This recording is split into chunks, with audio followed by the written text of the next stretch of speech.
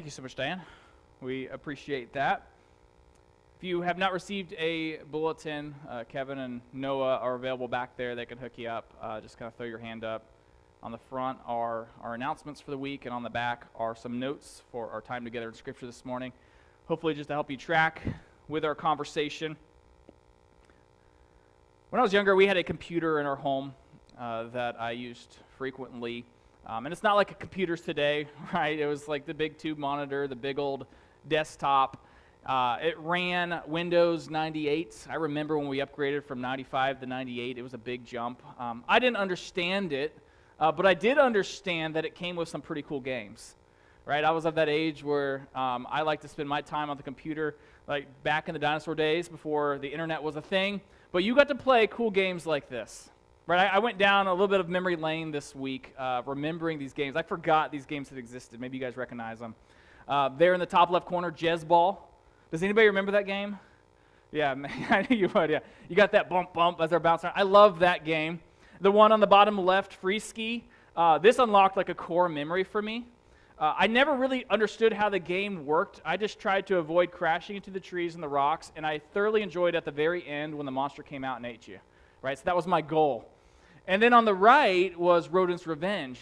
And this is a game I actually did understand how to play, and I love playing that, and I even introduced it to my boys this week, right? It's been the favorite for the week. Rodent's Revenge, right? You're trying to get away from the cats, block them in, turn them into blocks of cheese, you get points.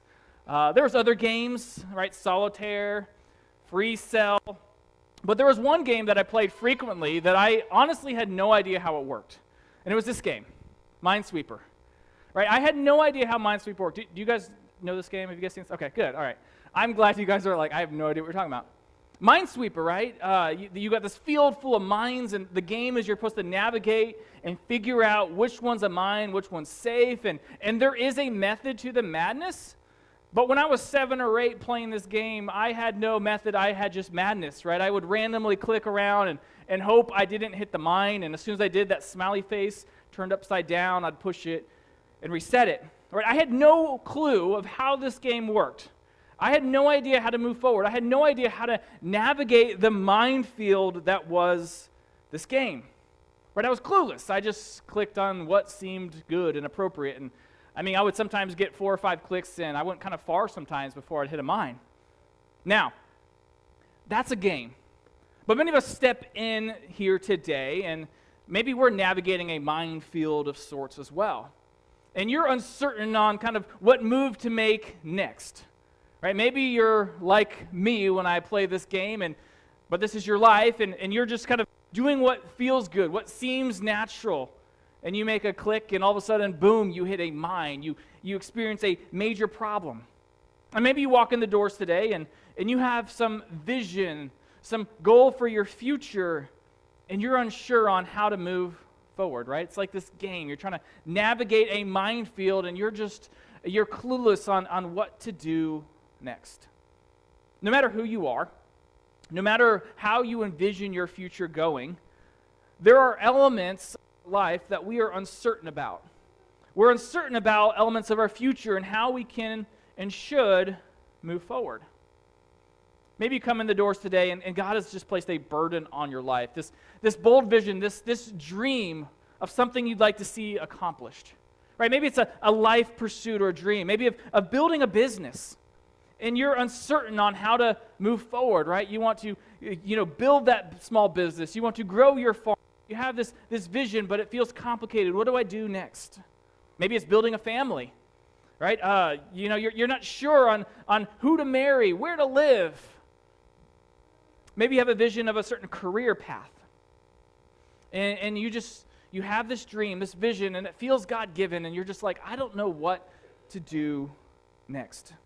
I mean, I remember that even in my own life, right? When I felt God leading me into ministry and deciding, okay, I need to go to school and kind of prepare a little bit for this. I had no idea how that was going to work, right? There's all those questions swirling in your head, right? How's this going to work, right? Moving halfway across the country. How am I going to pay for it? Am I even smart enough to pass those classes?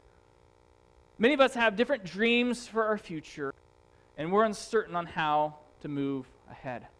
Right? It's that minefield in front of you. and you're not sure on what step to make next, right? Am I going to find a mine, or am I going to find safety? Am I going to make progress in this dream, or is it going to blow up in my face? Maybe you have ministry on your mind and your heart.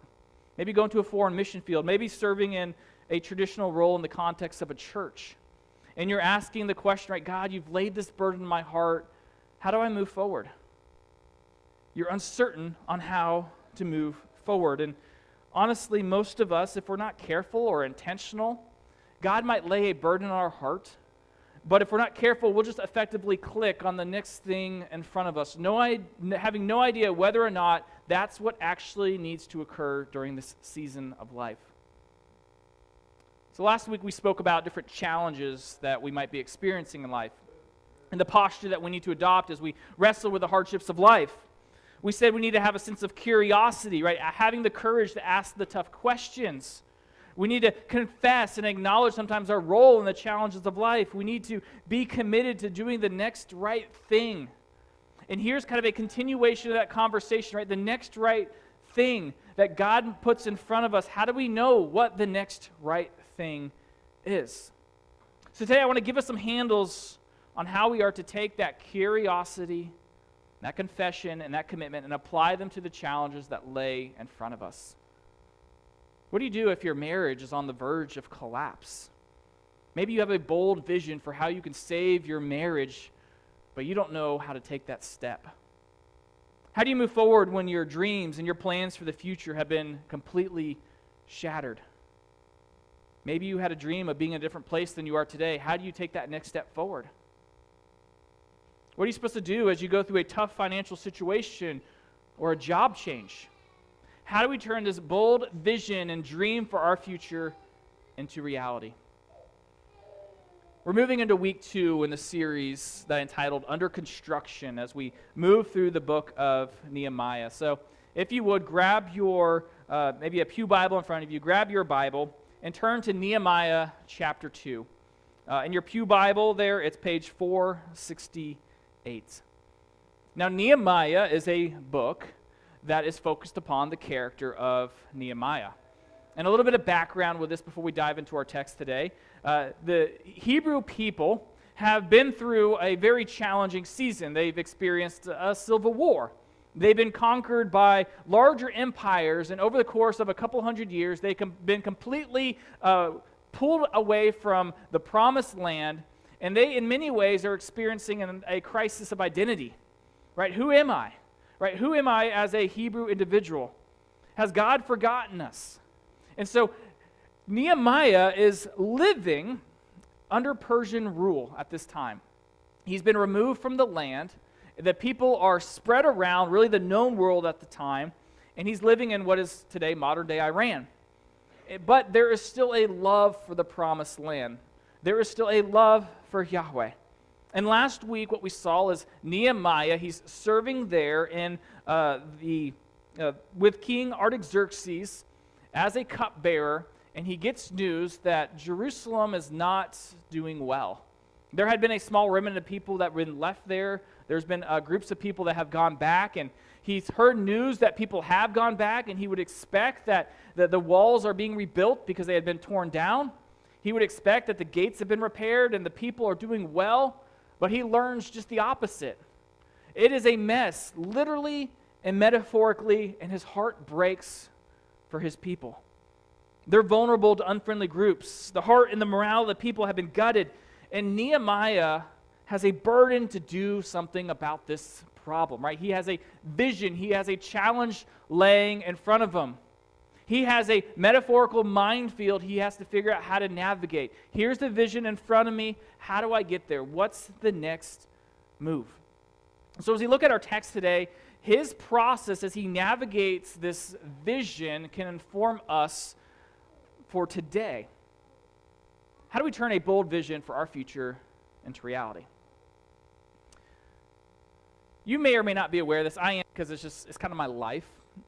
But there are some people that are incredibly critical of ministry, or even what they'd say is ministry professionals, right? People who have gone to Bible college or seminary. They're very critical and leery of people who have formal education and ministry. And I said, look at me, there's no reason to be scared.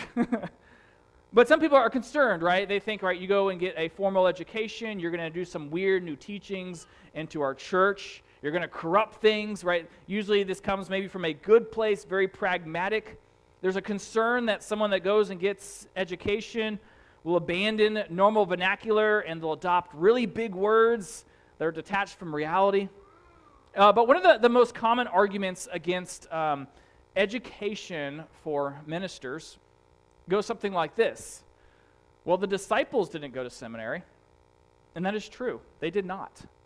But they followed Jesus for 3.5 years, and I don't know a pastor, a theologian, a professor that would not give up literally everything to follow Jesus for 3.5 years.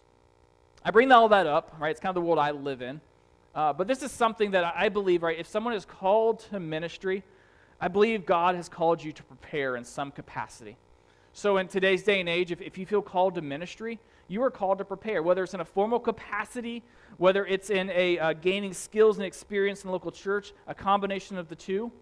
And I mention that because that's not true just for pastors and ministry professionals. It's true for you in whatever your field of work is. You see, if God has placed a call on your life, He's called you to prepare as well. Right? A call on your life is a call to prepare. Now, I bring this up before we dive into our text because we often make the mistake of assuming that if God has given us this vision, this desire, this dream for our life, then our responsibility is now inactivity. God gave it to me, so He'll make it happen. Maybe you have a dream of being married one day.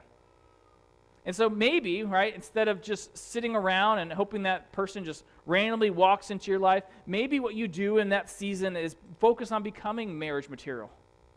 Maybe you have a dream of starting a business. And rather than just sitting around and hoping like this business just pops up and customers come, you spend time learning the trade, gathering resources, building relationships. Maybe you have a dream of a more biblically centered home and you want to be a leader in your home. But first you need to lead yourself. How do we turn a bold vision of our future into reality? Here's where I'm going with this, and we're going to look at our text here. Cultivate opportunities for the vision to become a reality. So God has given you the vision, though right now it can't start. So what do you do in that in-between stage? Right? The principle we see here in a moment is that we cultivate opportunities for the vision to become a reality. Right? We focus on doing everything we can to prepare for that vision to become reality. As we look at our text here, Nehemiah has this burden in front of him, this passion to see the walls rebuilt. He wants to see the hope and the pride of the people restored. And because he has this overwhelming burden on his heart, it's beginning to impact his physical well-being and his outward appearances. And it gets noticed by the king. Nehemiah chapter 2, verse 1 through 2 says this, in the month of Nisan, in the 12th year of King Artaxerxes, when wine was before him, I took up the wine and gave it to the king. Now I had not been sad in his presence. And the king said, why is your face sad, seeing you are not sick? There is nothing but sadness. This is nothing but sadness of the heart. Then I was very much afraid. Right? The king noticed that Nehemiah is upset. And in this day and age, right, Nehemiah is close to him. Right? He's not only a cupbearer, but in many ways he's an advisor. He's a guard for the king. And if you have someone who's close to you, all of a sudden showing different types of emotions, you're a little worried for your own life. And so he's naturally concerned not only just for Nehemiah, who he's probably developed a little bit of a relationship with, but for his own safety. So he inquires to Nehemiah, what's going on? And Nehemiah is kind of afraid to answer, right? He's wondering, right, how is this going to be received by the king? But he does, verse 3 through 4. I said to the king, let the king live forever, right? Let's dispel any thoughts that you have, I'm about to kill you, okay? I want your well-being to happen, right? Let the king live forever. But why should my face not be sad when the city, the place of my father's graves, lies in ruins, and its gates have been destroyed by fire? Then the king said to me, what are you requesting? So I prayed to the God of heaven. Nehemiah answers him the reason for his outward depression. and it ends with a question here. The king asks him, "What do you want? How can I help?" So Nehemiah is prepared to answer. Verse 5, "If it pleases the king, and if your servant has found favor in your sight, that you send me to Judah, to the city of my father's graves, that I may rebuild it." Nehemiah very clearly tells the king, I want to go back to my family land, to the city of my fathers, and rebuild it. But here's the thing. The king asks this question. Nehemiah answers it. And then the king begins to ask a series of questions. The king said to me, the queen sitting behind him, or beside him, "How long will you be gone, and when will you return?" So it pleased the king to send me when I had given him a time, right? We don't know the time frame, but Nehemiah had thought about this. And I said to the king, "If it pleases the king, let letters be given me to the governors of the province beyond the river, that they may let me pass through until I come to Judah." Verse 8, "And a letter to Asaph, the keeper of the king's forest, that he may give me timber to make beams for the gates of the fortress of the temple, and for the wall of the city, and for the houses that I shall occupy. And the king granted me what I asked, for the good hand of God was upon me." So he asked this question, the king does, and Nehemiah is ready to answer. And I want you just to process here for a moment. Imagine, right, Nehemiah has this vision in front of him. He wants to see those walls rebuilt. And he's presented with this question, right? How long are you going to be gone? What do you need? And he just says, I don't know how long I'll be gone. I don't know what I need. How do you think the response from the king is going to go? Nehemiah, in the time in which God had given this burden, to the time in which he has this conversation, has been cultivating this vision so it could become reality. He's been calculating what kind of supplies I need. Right? I imagine him up late at night with a little piece of papyrus, scribbling things out. Right? This is what I'm going to need. Right? How long am I going to be gone? Well, I hope I'm going to get this many people to help me. This is realistic time frame. We're going to factor in God helping here. This is how long I'm going to be gone. And he knows he's going to need permission, right? So I want you to see, right, as Nehemiah had this vision on his heart, he didn't sit there and passively wait for something to happen. He began to work behind the scenes until that vision could become a reality. He's preparing these answers to the questions he anticipates getting. But he's preparing, but he also waits for the right time. I want to draw your attention to this once again. We brought this up last week. From the time in which he first inquires about the people, we see this time frame in Nehemiah chapter 1, verse 1, to the time frame highlighted in chapter 2, verse 2. These are different months on the Hebrew calendar, and essentially we have several months he's been sitting with this burden, slowly mulling over this burden, seeking an opportune time to begin to act on it. Right? Just because God has put a burden, a vision, a dream on your heart doesn't mean you're acting on it today. Right? Maybe you got to sit with it for a moment. He needed time to sit with it and pray and talk to God about it, to begin to strategize how this dream could become a reality. He waits for the right time in which to talk to the king. Here's another thing. I could not find any commentator that even made a note about this. But I think it's kind of interesting in Nehemiah's account of this conversation between him and the king. He notes that the queen is sitting there with the king at this time. I have no idea what this means, but as I maybe imagine a couple scenarios, I imagine maybe the queen is sensitive to the city. And so maybe the king hears the news and he looks at the queen and she kind of gives him the nod like, he's a good guy. Give him what he asks. Or maybe the queen is just a witness to this conversation. I have no idea why it's there. You give me your best guess. But here's the thing. Nehemiah felt it was important to let us know she was there. He realizes that her presence is going to be helpful for this conversation to go well, right? He's waiting for the right time, right? It's like when, you were younger and you want to ask your mom and dad a question, right? Can I borrow the car, right? Can I go on that trip? You don't ask them when they're upset. You wait for the right time. Nehemiah knows the right time to ask. He was waiting for the right time. So maybe the challenge that you face in front of you isn't so much a conversation of if you should act on it, but when. Maybe you need to wait for the right time, and in that time frame, you are beginning to prepare yourself for what's next. Something else I want to kind of draw your attention to, if you look at your text, I don't have it up on the screen. In this process as well, he's doing what he can to endear himself to the king. In Nehemiah chapter 2 and verse 3, we already pointed out, as he addresses the king, he says, "Let the king live forever." Right? If you're questioning my loyalty to you, let it be known that I want to see you thrive and do well. I am not an enemy of yours.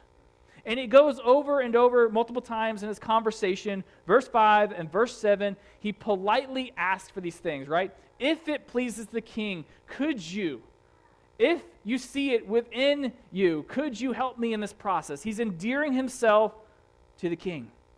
And as we know, the king approves of this project. And again, there's conversations. Maybe he liked Nehemiah. He trusted Nehemiah. There's probably political motivations of securing that part of his kingdom. But either way, whatever his motivation was, he gives Nehemiah permission and gives him the resources to go and see to it that this vision can be fulfilled. So Nehemiah sets out, verse 9 through 10. Then I came to the governors of the province beyond the great river and gave them the king's letters. Now the king had sent with me officers of the army and horsemen. But when Sanballat, the Horonite, and Tobiah, the Amorite servant, heard of this, it displeased them greatly that someone had come to seek the welfare of the people of Israel. So Nehemiah is sent out by the king. He's got a little bit of an entourage, a guard, as he's making this nearly 1,000-mile trip to Jerusalem. And there we see in verse 10 a bit of foreshadowing that this vision is not going to be fulfilled without some resistance. Because there's some people that don't like the idea of Jerusalem's walls being rebuilt. They like the ability to come in and harass the people at will. So Nehemiah makes the trip back to Jerusalem. Verses 11 through 16, Nehemiah, he gets there, and it says this, "So I went to Jerusalem and was there 3 days. Then I arose in the night, I and a few men with me, and I told no one what my God had put into my heart to do for Jerusalem. There was no animal with me but the one on which I rode. I went out by night by the valley gate to the dragon spring and to the dung gate, and I inspected the walls of Jerusalem that were broken down and its gates that had been destroyed by fire. Then I went onto the fountain gate and to the king's pool, but there was no room for the animal that was under me to pass. Then I went up in the night by the valley and inspected the wall. And I turned back and entered by the valley gate and so returned. And the officials did not know where I had gone or what I was doing. And I had not yet told the Jews, the priests, the nobles, the officials, and the rest who were to do the work." Nehemiah gets there, and rather than first announcing with great fanfare the project that he has in mind for the people, he spends time quietly behind the scenes out at night inspecting the wall, figuring out what needs to take place. He's cultivating the vision. He's cultivating opportunities for the vision to become a reality. Right? He had plans, probably drawn up on that papyrus, right? Deciding, hey, this is what I need. But as you know, right, plans sometimes are a little different than reality. So he's inspecting the wall, right? He's honing these plans, probably making adjustments, realizing that maybe this project is bigger than I thought, or maybe thinking, oh, we can do that instead of this. Right? He's cultivating these plans. He's creating a proper environment for this vision to become a reality. He was not passive in waiting, and neither should you. If you want to see your marriage repaired, you want to see your marriage restored, you can't sit back and just hope it happens.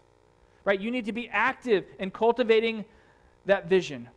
Go get the counseling you need. Work on yourself. Love with intentionality. Right? If you want to start and build a business, right? Don't just sit there and hope for it to drop in your lap, but learn the business. Get maybe the education and training you need. Save the money. Research. Right? You want to buy a home. Yeah, a home's not just given to you, right? Start saving and talk to your spouse about what you want.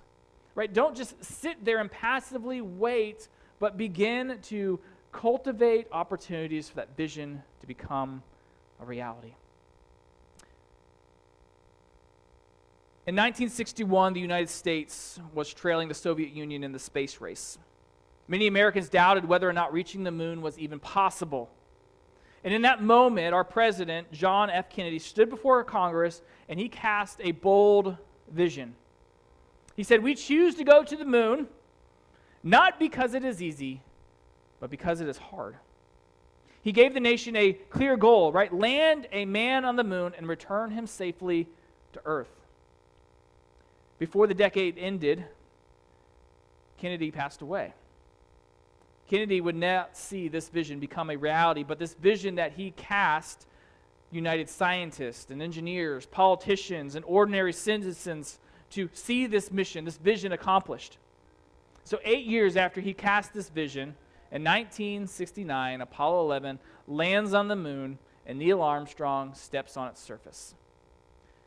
JFK understood something very fundamental about a vision that we need to understand as well. If you have a vision, a desire, a dream, a passion God has laid before you, then for you to realize this vision, you need to get others to buy into it as well. Right? The realization of a vision requires others to buy into it. If you want to save your marriage, you're going to need your spouse to buy into it. If you want to start a business, you're going to need to get customers, or maybe someone at the bank. You're going to need to get multiple people to buy into your vision. Right? If you want to be a missionary, a pastor, go into some type of ministry setting, you need to get other people to back you and buy into this vision that you have. How do we turn a bold vision of our future into reality? You have to share your vision with others. Share your vision with others. We're going to move through these pretty quick, so don't panic. Nehemiah chapter 2, verse 17 through 18. As we see, Nehemiah has already shared his vision with King Artaxerxes and the queen, and probably a select few people maybe on his way to Jerusalem, right? It's 1,000 miles. I'm sure he and his entourage were having some conversations. But as a whole, he has not gone public yet with this vision, this dream. But now, he has to share this dream to what could arguably be a more harder and difficult audience to share it with, the Hebrew people. The Hebrew people who have been there, who have been broken down. He has to share this dream and vision with them. And now he's ready. Verse 17, then I said to them, you see the trouble we are in, right? Quite clearly, the city's in ruins, the gates are destroyed. How Jerusalem lies in ruins with its gates burned down. Come, let us build the wall of Jerusalem that we may no longer suffer derision. And I told them of the hand of my God that had been upon me for good, and also of the words that the king had spoken to me. And they said, let us rise up and build. So they strengthened their hands for the good work. Nehemiah shares the vision with the Hebrew people, and they buy in, right? I really wonder how this went on, right? Were there questions? Did people just unquestionably follow him? We don't know the extent of what took place, but they hear this vision, this dream, and they say, I'm all game. He shares it not only with the Hebrew people who he needs their help to build the wall, but he also shares it with the enemies of this project. But when Sanballat the Horonite and Tobiah the Amorite servant and Geshem the Arab heard of it, they jeered at us and despised us and said, what is this thing that you are doing? Are you rebelling against the king? Then I replied to them, the God of heaven will make us prosper, and we, his servants, will rise and build. But you have no portion or right or claim in Jerusalem.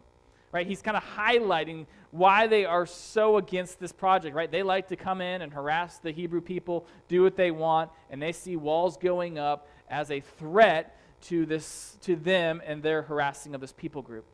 Nehemiah shares the vision with the Hebrew people, and he shares the vision with the people who were even against this project. Just like JFK did, right? The landing of the moon, he makes this public pronouncement. The Soviet Union heard that announcement as well. If you're going to see your vision, your dream, this thing God has placed on your heart become a reality, you got to invite others into the conversation. Again, this applies to so many areas of our life, but I think about maybe our marriages, right? We have a vision of a healthy marriage, a restored relationship, and that cannot happen without talking to your spouse first, right? You need to talk to them. You need to invite them into this conversation, right? You need to open up your doors and share what God has put on your heart. Cultivate opportunities for the vision to become a reality and share that vision with others. I want you to imagine a scenario with me real quick. This past spring, you guys were very busy putting seed in the ground, and now you are busy watering it, or, watching how much water comes down at this point. You're giving it a lot of attention. And so come fall, though, you're expecting a great harvest. But imagine if there was a field you did not plant. You lay barren. Come fall, you're not going to get the combine out and go down to that field and expect anything to be there. Right? You wouldn't expect a yield because you didn't sow anything.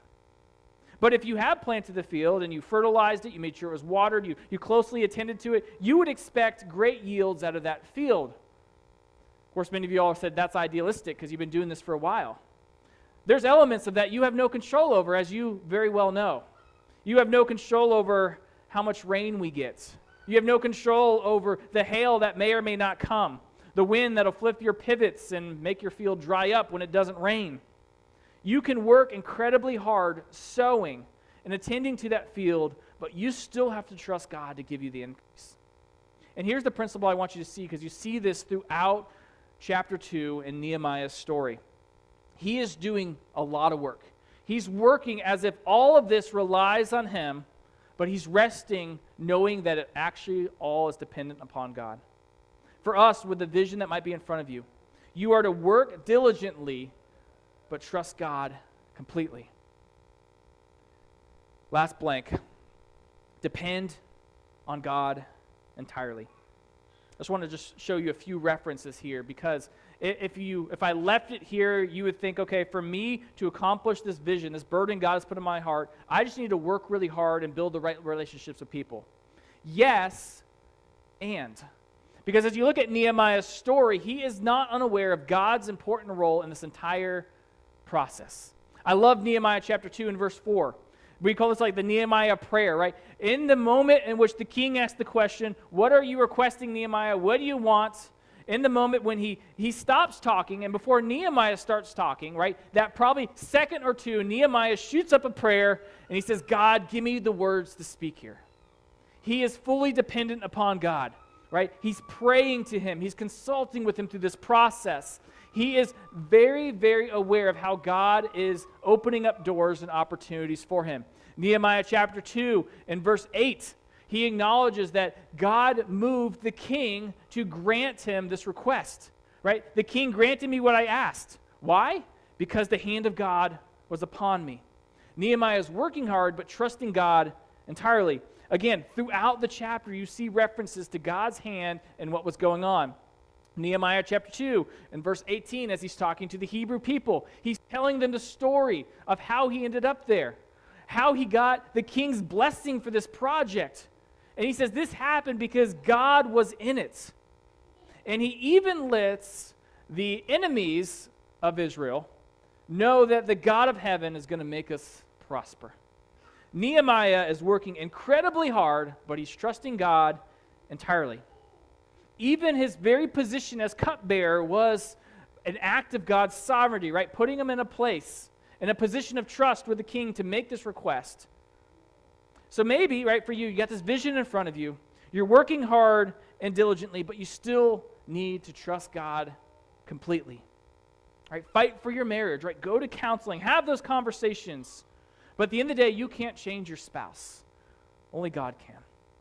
Right? Fight for your kids. Raise them in a way in which you believe God would have you to raise them. Teach them the love of Christ. But ultimately, at the end of the day, you have to trust God with that outcome.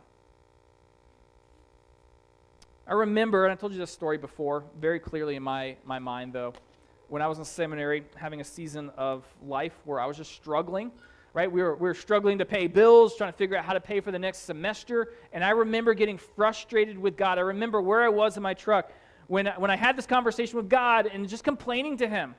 Because I had friends that were getting like full ride scholarship and these magical checks showing up in their mail to pay all their bills, and I'm like, God, why don't you do that for me?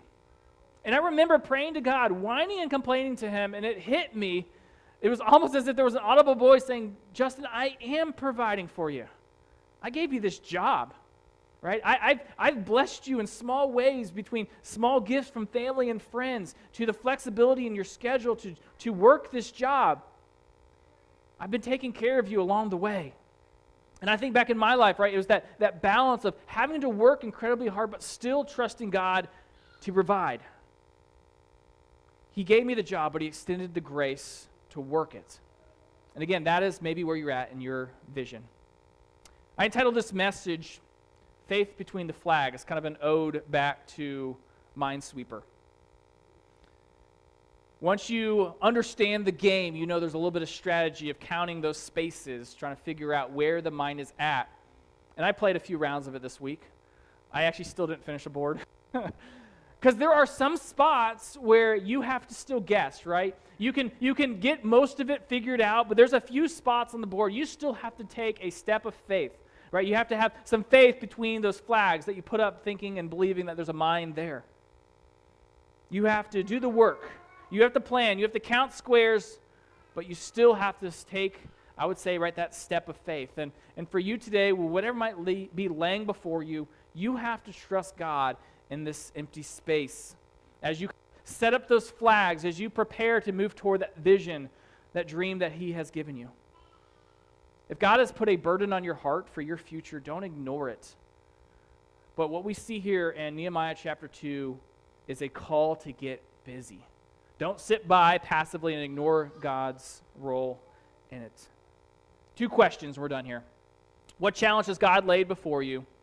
And are you doing everything you can to see that vision become a reality while trusting God with the results?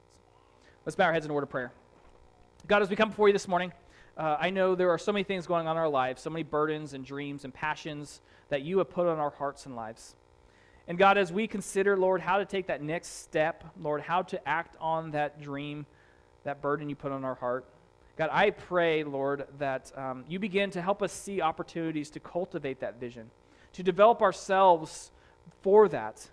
But also, Lord, help us just to trust you completely and entirely with that. God, we love you. We want to honor you. Lord, we want to do what's right. So we're asking for your help in this process. Lord, may you give us the courage, the boldness to act, to move, to prepare. But Lord, may you give us the humility as well to acknowledge it's still all in your hands. God, we love you. We want to see you honored and glorified.